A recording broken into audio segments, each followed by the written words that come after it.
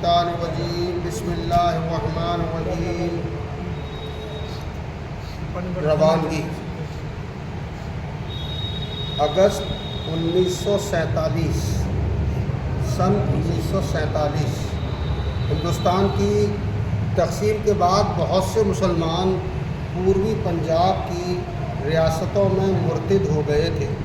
جب حضرت محمد یوسف رحمۃ اللہ علیہ کو ان حالات کا پتہ چلا تو سخت صدمہ ہوا، تو آپ مارچ 1950 میں تبلیغی مرکز بستی حضرت نظام الدین میں لگاتار 8 دن تک اسی موضوع پر بیان فرماتے رہے اور ترغیب دیتے رہے کہ مجھے چلہ یا 3 چلہ نہیں چاہیے، بلکہ ایسے آدمیوں کی ضرورت ہے جو یا تو مر جائیں یعنی اللہ کے راستے میں اپنی جان دے دیں، یا پوروی پنجاب میں مرتدوں کو دوبارہ اسلام میں لے آئیں۔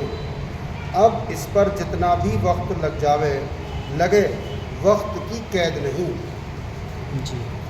چنانچہ اس مطالبے پر 22 آدمیوں نے اپنے نام پیش کیے اور آپ کا مطالبہ منظور کر لیا اور وعدہ کیا کہ انشاءاللہ تعالی ہم آپ کے فرمان کے مطابق اپنی جان دے دیں گے یا پوروی پنجاب کے مرتدوں کو محنت کر کے دوبارہ اسلام میں لے آئیں گے۔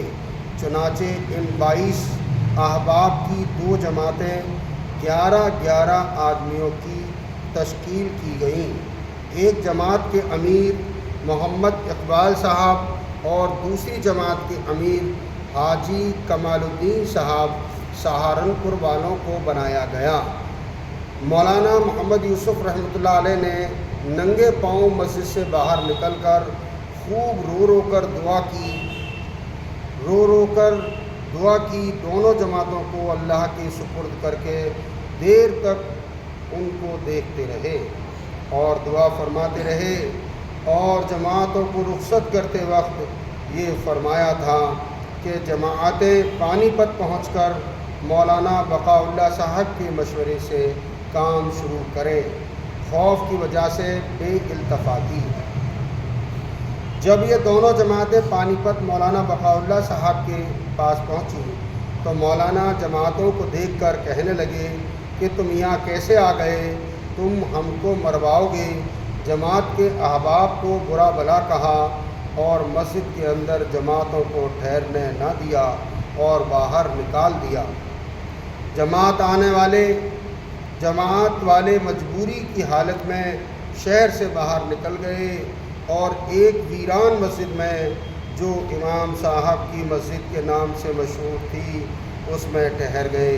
ان دونوں جماعتوں نے مشورہ کر کے پروگرام بنایا کہ یہاں سے دونوں جماعتیں الگ الگ رخوں پر ایک ہفتہ کام کر کے چلہ پور کے مقام پر اکٹھی ہو جائیں۔ چنانچہ پروگرام کے مطابق یہ جماعتیں کام کرتی ہوئی ٹھیک وقت پر چلہ پور پہنچ گئیں۔ علاقے کی صورتحال: یہاں پر 5 مسجدیں تھیں اور 12 گھر مسلمانوں کے تھے جو سب کے سب مرتد ہو چکے تھے۔ انہوں نے ایک مسجد کے ممبر کو توڑ کر اس کی جگہ بت بنا رکھا تھا جس کی یہ لوگ پوجا کیا کرتے تھے۔ ہم نے ان سے بات کی اور ترغیب دے کر ان کو دوبارہ اسلام میں داخل ہونے کی دعوت دی، تو ان میں سے ایک آدمی بطور رہبر کے ساتھ ہو گیا اور ہم کو دوسرے دیہاتوں میں لے گیا۔ ایک گاؤں میں 10 یا 12 آدمی چھپ کر نماز پڑھتے تھے، باقی سب کے سب مرتد ہو چکے تھے۔ ہم ان کو دوبارہ چھپ کر اسلام میں آنے کی ترغیب دیتے رہے۔ ان میں 2 امام مسجد بھی تھے جنہوں نے داڑھیاں مڑوا کر سر پر چوٹی رکھی ہوئی تھی۔ پہلی آزمائش: ہم نے اس علاقے میں 1 ہفتہ کام کیا اور یہاں سے ہماری جماعتیں جند ریاست میں چلی گئی۔ جند میں 10 مسجدیں تھیں اور مسلمانوں کی کافی تعداد تھی۔ ان میں اکثر مرتد ہو گئے تھے اور باقی چھپ کر نماز پڑھتے تھے۔ ان میں سے 5 ساتھی ہمارے ساتھ کے لیے چلے۔ اس جگہ پر 4 دن کام کیا بہت سے احباب نے اذان دے کر نماز ادا کرنی شروع کر دی۔ اس علاقے میں ہماری شہرت ہو گئی کہ اس قسم کے لوگ آئے ہوئے ہیں جو کہ مرتدوں کو دوبارہ اسلام میں داخل کر رہے ہیں۔ پولیس کو ہماری رپورٹ کر دی گئی، جس پر پولیس کے 20 سپاہی ٹرک میں سوار ہو کر آ گئے اور جس مسجد میں ہماری جماعت ٹھہری ہوئی تھی اس میں داخل ہو گئے اور جماعت کے ساتھیوں کو لاٹھیوں سے اور بندوق کی بٹوں سے مارنا شروع کر دیا۔ ایک ایک آدمی کے اوپر 3 4 سپاہی چڑھ جاتے، مارتے اور گالیاں دیتے، جس سے ہمارے تمام ساتھیوں کا پاخانہ اور پیشاب تک نکل گیا۔ آخرکار ہم سب بے ہوش ہو گئے۔ ان ظالموں نے ہم سب کو بے ہوشی کی حالت میں بھی اٹھا کر ٹرک میں ڈال دیا اور امبالہ کی جیل میں لے گئے اور جیل کے اندر ایک تنگ اور تاریک کوٹری یعنی اندھیری کوٹری میں ڈال دیا، اور صبح ہم سب کو کوٹری سے نکالا اور پوری جیل کا پخانہ ہم سے اٹھوایا۔ اسی حالت میں ہمیں 3 دن گزر گئے، نہ ہمیں کھانے کو دیا نہ پانی پینے کو دیا۔ پہلی غیبی مدد، چوتھے دن ہم تعلیم کر رہے تھے کہ ایک افسر آیا، اس نے ہم کو دیکھا تو پوچھا کہ تم یہ کیا پڑھ رہے ہو؟ ہم نے اس کو اپنی تعلیم کا مقصد سمجھایا، مگر اس کی سمجھ میں نہ آیا۔ اس نے ہمارے پاس سے تعلیمی نصاب کی کتاب لے لی، تھوڑی دیر پڑھتا رہا، پھر کہنے لگا کہ جب میں انقلاب سے پہلے ملتان میں تھا تو ہم اپنے بچوں کو جب ان کو کوئی تکلیف ہو جاتی تھی تو ہم ان کو ان مسلمانوں کے پاس لے جاتے تھے جو تمہاری ہی طرح کے تھے۔ ان کو تبلیغی جماعت والے کہتے تھے، تم بھی انہی میں سے معلوم ہوتے ہو۔ وہ لوگ اللہ کے کلام کو پڑھ کر دم کر دیا کرتے تھے تو ہمارے بچوں کو آرام آ جاتا تھا۔ وہ بہت اچھے لوگ تھے، مجھے ان میں بڑی محبت ہو گئی، ان سے بڑی محبت ہو گئی تھی۔ اگر تمہیں کسی قسم کی کوئی تکلیف ہو تو میں تمہاری مدد کرنے کو تیار ہوں۔ ہم نے کہا کہ ہمیں تنگ کوٹری میں بند کر دیا گیا ہوا ہے اور ہم سے قیدیوں کا پاخانہ اٹھوایا جاتا ہے، جس سے ہمارے کپڑے ناپاک ہو جاتے ہیں اور 3 دن ہمیں فاقہ کرتے ہو گئے ہیں۔ اس پر اس نے جیل کے بڑے افسروں کو بلوایا اور حکم دیا کہ فوراً ان کو بڑا کمرہ دیا جائے اور پاخانہ وغیرہ بالکل نہ اٹھوایا جائے اور ان کا راشن جاری کیا جائے۔ یہ حکم دے کر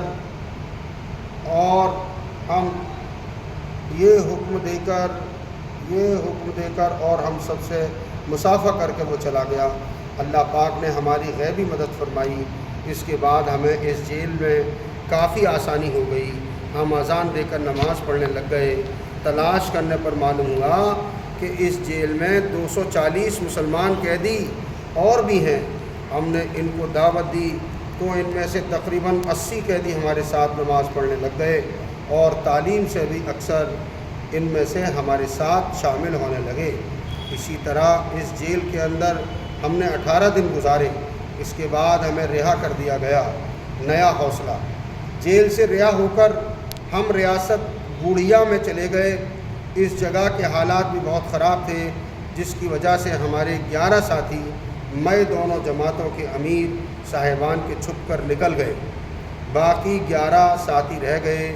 جب ہمیں پتہ چلا کہ 11 ساتھی جا چکے ہیں تو باقی ساتھیوں کو بڑا دکھ ہوا، مگر اللہ نے ہماری مدد کی اور وہ وعدہ جو کہ حضرت رحمۃ اللہ علیہ سے یعنی حضرت مولانا یوسف رحمۃ اللہ علیہ سے کیا تھا یاد دلایا، جس کی وجہ سے تمام ساتھیوں کے اندر حوصلہ بلند ہو گئے اور کام کرنے کا عہد کیا۔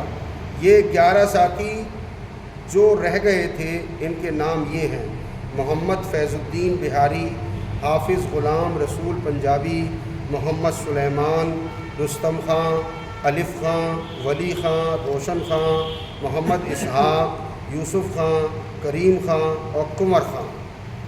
اس جگہ مولانا عبد الکریم صاحب تھے۔ ہم سب ساتھی مولانا کے پاس گئے اور ان کی خدمت میں عرض کیا کہ آپ ہماری کارگزاری اپنی معرفت نظام الدین تبلیغی مرکز میں حضرت محمد یوسف رحمۃ اللہ علیہ کی خدمت میں روانہ فرما دیں، جس میں ہم نے حضرت جی کی خدمت میں یہ بھی عرض کیا تھا کہ اب ہم امیر کس کو بنائیں اور آئندہ کام کیسے کریں۔ اس پر حضرت جی نے جواب میں فرمایا کہ امیر سلیمان میواتی کو بنا دیا جائے اور مقامی لوگوں کو زیادہ تعداد میں ساتھ نہ رکھا جائے اور قیام ہر حال میں مسجد میں کیا جائے، چاہے مسجد آباد ہو یا غیر آباد، اور جماعت کو آگے بڑھایا جائے۔ دوسری آزمائش، نظام الدین مرکز سے جب یہ پیغام پہنچا تو ہم نے یہاں سے اپنا سفر شروع کیا۔ 10 دن تک مختلف مقامات پر کام کرتے ہوئے ہم اروتی پہنچ گئے۔ اس جگہ ایک بہت بڑی مسجد تھی جو ویران پڑی تھی، ہم اس میں ٹھہر گئے۔ اس جگہ پر پاکستان کے آئے ہوئے سکھ آباد تھے۔ جب ان کو ہمارا پتہ چلا تو سکھ بندوقیں اور رائفلیں لے کر مسجد میں آ گئے اور ہمیں قتل کرنے کو آمادہ ہو گئے۔ جب ہم نے یہ حال دیکھا تو کہا کہ تم ہم کو قتل تو کرو گے ہی، ہماری ایک بات مان لو کہ ہمیں قتل کرنے سے پہلے نماز پڑھنے دو۔ اس پر وہ آمادہ ہو گئے۔ ہم نے نماز پڑھنی شروع کی اور نماز کے اندر ہی ہم رو رہے تھے اور اللہ تعالیٰ سے مدد مانگ رہے تھے کہ ان ظالموں نے نماز کی حالت میں بندوقوں سے گولیاں برسانی شروع کر دیں۔ تمام ساتھی لہو لہان ہو گئے، ہر ساتھی کے جسم کو گولیاں چیر کر پار ہو چکی تھیں اور مسجد کا صحن خون سے رنگین ہو گیا تھا۔ امیر صاحب کے پاؤں میں سے 4 گولیاں پار ہو گئی تھیں۔ اللہ کی شان، خود و خود گولیاں چلنا بند ہو گئیں۔ ہمارے ساتھیوں میں سے کچھ بے ہوش تھے اور کچھ ہوش میں تھے۔ دوسری غیبی مدد، جب ان سکھوں نے دیکھا کہ بندوقوں سے فائر بند ہو گئے ہیں تو وہ ہمارے پاس آئے اور کہنے لگے کہ تم یہ کیا منتر پڑھ رہے ہو کہ ہماری بندوق خود و خود بند ہو گئی؟ ہم فائر کرنا چاہتے ہیں مگر بندوق نہیں چلتی۔ ہم نے کہا کہ ہم نہ کوئی منتر وغیرہ پڑھتے ہیں اور نہ ہی ہم منتر وغیرہ جانتے ہیں، ہم تو اس مالک کا کلام پڑھ رہے ہیں جس کے قبضے میں ہماری جان ہے، وہی ہماری جان کا محافظ ہے، موت اور زندگی اس کے قبضے میں ہے، ہم اس کی عبادت کرتے ہیں اور اسی سے دعا کرتے ہیں، باقی ہمارا خالق و مالک ہے، وہی ہمارا خالق و مالک ہے۔ یہ سن کر وہ سب کے سب چلے گئے۔ سکھوں پر اثر، ہم سب ساتھیوں نے کپڑے جلا کر اپنے زخموں کو بھرا اور تمام رات اسی حال میں گزار دی۔ صبح دن نکلنے پر وہی سکھ آئے اور اپنے ساتھ ایک ڈاکٹر کو لائے۔ اس نے ہمارے زخموں پر مرہم پٹی کی اور ایک بالٹی بھی لائے جس میں دودھ تھا اور ہم سب کو دودھ پلایا اور کہنے لگے کہ ہم سے غلطی ہوئی ہے، اب تم یہاں سے چلے جاؤ۔ ایک سکھ ہماری رہبری کے لیے ہمارے ساتھ چلا، جو مسلمانوں کو بلاتا اور ہم سے ملواتا، بات کراتا۔ یہ سکھ ہمارے ساتھ 5 دن رہا اور پنجابی زبان میں اس نے 6 نمبر لکھے اور یاد بھی کیے۔ کلمہ نماز کے بارے میں ہم سے پوچھتا رہا۔ اس کے جانے کے بعد ہم اس علاقے میں 6 دن تک کام کرتے رہے۔ ہماری گرفتاری، یہاں سے ہماری جماعت حیدرآباد کی جامع مسجد میں پہنچ گئی۔ اس مسجد کے ایک حصے میں حکومت نے محکمہ گھر بساؤ گڈ مشن قائم کیا ہوا تھا۔ اس محکمے والوں نے ہمارے نام لکھ لیے اور پولیس کو خبر کر دی۔ ان کی رپورٹ پر پولیس آ گئی اور ہمیں گرفتار کر لیا اور حیدرآباد سے باہر ایک بہت بڑی حویلی تھی، اس کی 4 دیواری تھی، اس کے اندر ایک کنواں تھا۔ انقلاب کے زمانے میں یہاں پر مسلمانوں کا قافلہ آ کر ٹھہرا تھا۔ مسلمانوں پر حملہ کر کے سب کو قتل کر دیا اور ان کی لاشوں کو اس حویلی کے اندر جو کنواں تھا اس میں ڈال دیا تھا۔ چنانچہ جب ہم کو اس حویلی کے اندر بند کر کے دروازے میں تالا لگایا تو ہم کو پیاس لگی۔ ہم نے اس کنویں میں سے پانی نکالنے کے لیے جب بالٹی ڈالی تو بالٹی میں گلا سڑا بدبودار پانی آیا اور ہم نے مجبوری کی حالت میں اسی سے اپنی پیاس بجھائی۔ 6 دن تک ہم اس حویلی میں بھوکے پیاسے پڑے رہے۔ 6 دن کے بعد پولیس والوں نے حویلی کا دروازہ کھولا تو ہم کو زندہ دیکھ کر حیران رہ گئے، کیونکہ ان کا اندازہ تھا کہ یہ لوگ بھوکے پیاسے مر جائیں گے اور پھر ان کو بھی اسی کنویں میں پھینک دیں گے۔ پولیس والوں نے حویلی کے پاس رہنے والوں سے پوچھا کہ تم نے حویلی کا دروازہ تو نہیں کھولا؟ انہوں نے کہا کہ نہیں۔ اس کے بعد انہوں نے ہمیں حویلی سے نکالا اور کہنے لگے کہ حکومت کا حکم تھا، اس لیے ہم نے تم کو یہاں بند کر دیا تھا۔ ہم نے تمہارے اندر کوئی غلط بات نہیں دیکھی، لہٰذا اب تم یہاں سے پہاڑی ناہن کے علاقے میں چلے جاؤ۔ ہم یہاں سے پہاڑی ناہن کے علاقے میں آ گئے۔ تیسری آزمائش، اس علاقے میں ہم نے 15 دن کام کیا اور مرتدوں کو دوبارہ اسلام میں داخل کیا۔ اس علاقے کے مرتدوں کو ہماری باتوں سے بڑی حوصلہ افزائی ہوئی اور کافی تعداد میں مرتد دوبارہ مسلمان ہو گئے، مگر ان میں سے جو منافق قسم کے لوگ تھے انہوں نے پولیس کو خبر کر دی کہ اس قسم کے لوگ آئے ہوئے ہیں جو مرتد مسلمانوں کو دوبارہ اسلام میں داخل کر رہے ہیں۔ اس رپورٹ پر پولیس آ گئی اور ہم سب کو گرفتار کر کے دریا یعنی جمنا کے پل مقام تازے والا پر لے گئے۔ راستے میں ہمیں بندوقوں کی بٹوں سے مارتے اور گالیاں دیتے۔ جب ہم مقام تازے والا کے پل پر پہنچ گئے تو انہوں نے ہماری تلاشی لی اور پیسے وغیرہ سب چھین لیے اور ہمارے کپڑے وغیرہ سب اتروا لیے اور ایک ایک کر کے سب کو دریا میں پھینک دیا۔ اس وقت دریا میں بہت پانی آیا ہوا تھا۔ دریا کے کنارے جو پانچ گاؤں آباد تھے وہ سارے گاؤں مدہ، لیسپور، کیڑی، اروتی وغیرہ بہہ گئے تھے۔ دریا میں پھینکے جانے کے بعد جب ہم نے ادھر ادھر دیکھا تو پانی کے علاوہ کچھ دکھائی نہ دیا۔ ہمارے سب ساتھی بے ہوش ہو گئے۔ تیسری غیبی مدد، ہم اس بے ہوشی کی حالت میں بہتے چلے جا رہے تھے کہ اللہ پاک کی شان کہ دریا کے اندر ایک بہت بڑا کیکر کا پیڑ پڑا ہوا تھا۔ ہم سب ساتھی اس پیڑ میں الجھ گئے۔ جس وقت ہم پیڑ میں الجھے ہوئے تھے تو ایک آواز سنائی دی، کوئی کہہ رہا ہے کہ ہائے میرا سبحان رہ گیا، ہائے میرا سبحان خواہ رہ گیا۔ جب یہ آواز کان میں پڑی تو دیکھا کہ سب پیڑ میں الجھے پڑے ہیں اور یہ آواز ہمارے ایک ساتھی کی تھی جو بے ہوشی کی حالت میں اپنے بیٹے کے لیے کہہ رہا تھا۔ میں نے میاں جی سلیمان امیر جماعت سے کہا کہ یہ وقت رشتہ داروں کو یاد کرنے کا نہیں ہے بلکہ اس پاک ذات کو یاد کرنے کا ہے جس نے ہمیں اب تک ان حالات میں بچایا اور زندہ رکھا، اور اس بات کی دعا کرو کہ اللہ پاک موت دے تو ایمان پر دے اور اسلام پر قائم رکھے، اور اگر اس پاک ذات نے ہم سے اپنے دین کا کام لینا ہے تو اللہ پاک ہم کو اپنا ذریعہ بنا کر پوروی پنجاب کے تمام مرتدوں کو دوبارہ اسلام کی دولت سے نواز دے گا۔ یہ ہمارا ایمان اور یقین ہے۔ اللہ پاک ہمارے ساتھ ہے۔ جس ذات نے اب تک بچایا ہے وہی ہم سے اپنے دین کا کام لے گا۔ چوتھی آزمائش اور اللہ کی مدد، اب تم پیڑ کا سہارا چھوڑ دو اور اللہ کے بھروسے پر دریا کے کنارے کی طرف چلو۔ یہ بات ہو ہی رہی تھی کہ دریا میں ایک زبردست لہر آئی اور ہم کو بہا کر لے گئی اور وہ پیڑ بھی دریا کی لہروں میں بہہ گیا۔ پھر ہمیں کسی کا کوئی پتہ نہ چلا۔ اللہ پاک بہتر جانتے ہیں کہ اس ذات نے کس طرح بچایا اور ہم سب کو دریا سے نکال کر سوکھی زمین پر پھینک دیا۔ حالات یہ تھے کہ جس جگہ ہم ریت پر پڑے تھے وہاں سے دریا کا رخ دوسری طرف کو جاتا ہے، یعنی دریا کی ایک شاخ خدر آباد کی طرف اور دوسری بجنور کی طرف جاتی ہے۔ درمیان میں سوکھی ریت ہے۔ اس جگہ سے آگے عبداللہ پور کھو کے مقام پر ایک پل ہے۔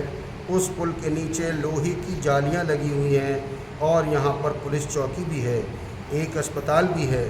اگر کوئی لاش وغیرہ بہہ کر آئے تو ان جالیوں میں اٹک جائے اور اس کو نکال لیا جائے، اور اگر کوئی زندہ بچ جائے تو اسے اسپتال میں داخل کرا دیا جائے۔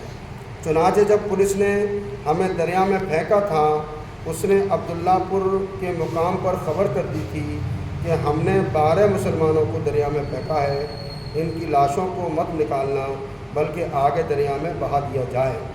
اللہ کی شان کہ اس نے ہمیں دریا سے نکال کر پہلے ہی ریت پر ڈال دیا تھا۔ دریا کے کنارے مچھلی پکڑنے والے اور دھوبی کپڑے دھونے والے موجود تھے، جو ہم کو دیکھ کر دور ہٹ گئے۔ جب سورج کی گرمی سے ہمارے جسم گرم ہوئے تو ہوش آیا تو دیکھا کہ ہمارے آنکھ، کان، ناک میں مٹی بھری ہوئی تھی اور ہمارے تمام ساتھیوں کے جسم اکثر ننگے تھے۔ ہم نے اپنی انگلیوں سے اپنے ناک، کان اور آنکھوں کی مٹی نکالی اور سب ایک جگہ جمع ہو گئے، کیونکہ ہم سب ساتھی ایک مربع زمین کے فاصلے سے جگہ جگہ پڑے ہوئے تھے۔ کپڑے پھاڑ کر سطر چھپایا۔ اس وقت دن کے 12 بجے تھے اور جمعہ کا دن تھا۔ ہمیں جمعرات کو 12 بجے پھینکا گیا تھا، یعنی 24 گھنٹے ہم پانی میں رہے، اور ہمارے جسموں پر جو زخموں کے نشان تھے وہ پانی کی وجہ سے سفید ہو گئے تھے۔ اللہ پاک نے غیبی مدد فرمائی کہ ہمارے ایک ساتھی نے کپڑوں کی گٹری کمر میں باندھ رکھی تھی۔ خدا کی شان، ان پولیس والوں نے اس ساتھی کو کپڑوں سمیت دریا میں پھینک دیا تھا، اور یہ گٹری اس کی کمر سے بندھی ہوئی تھی۔ اس میں 2-4 کرتے، ایک پگڑی تھی۔ ہم سب ساتھیوں نے وہ چیزیں پھاڑ کر اپنے صدر ڈھانپے اور یہاں سے خضر آباد کی جامع مسجد میں پہنچ گئے۔ جمعہ کا دن تھا۔ اس مسجد میں دیہات کے لوگ جمعہ کی نماز پڑھنے کے لیے آئے ہوئے تھے۔ یہ لوگ ہمیں دیکھ کر گھبرا گئے اور ہمیں مسجد کے اندر داخل نہیں ہونے دیا۔ کہنے لگے، تم لوگ کون ہو؟ مگر ہم زبردستی مسجد میں داخل ہو گئے اور مسجد کے ایک کونے میں بیٹھ کر اللہ کے ذکر میں مشغول ہو گئے۔ ان لوگوں نے انہی پولیس والوں کو جنہوں نے دریا میں پھینکا تھا خبر کر دی کہ اس قسم کے 11 آدمی ہیں اور جامع مسجد خضر آباد میں موجود ہے۔ انہوں نے فوراً 2 سپاہی بھیج دیے تاکہ مسجد کے اندر سے کسی کو باہر نہ نکلنے دیں۔ ان دونوں سپاہیوں نے مسجد کے دروازے پر پہرا لگا دیا اور کہا کہ مسجد کے اندر جس قدر لوگ ہیں سب مسجد کے اندر ہی رہیں، اگر کوئی باہر آئے گا تو ہم اس کو گولی مار دیں گے۔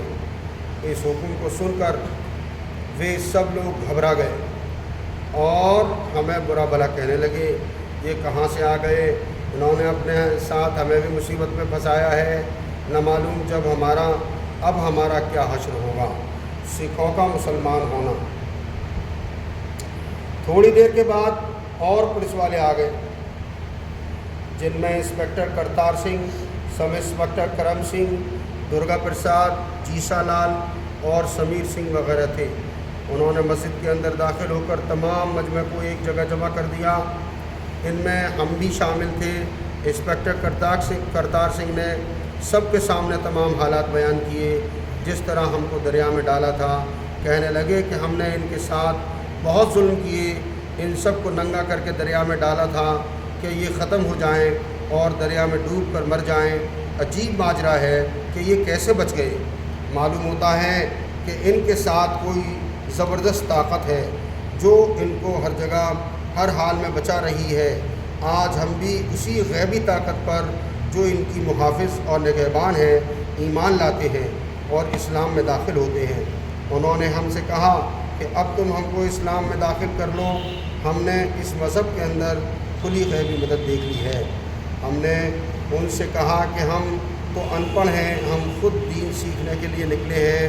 اس مجمع کے اندر عالم اور دیندار لوگ ہیں، جن میں پانی پت کے امام مسجد اور علاقے کے ذمہ دار محمد تقی صاحب تھے۔